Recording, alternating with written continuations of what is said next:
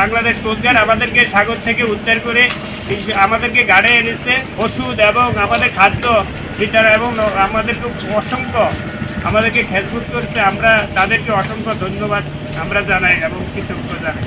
14 তারিখ থেকে আমরা সাগরে যাই, আমাদের বগুলা শেপ আমাদের ভেঙে গেছে, তখন আমাদেরকে এই কোস্টগার্ড 9 দিনের ভিতরে আমাদেরকে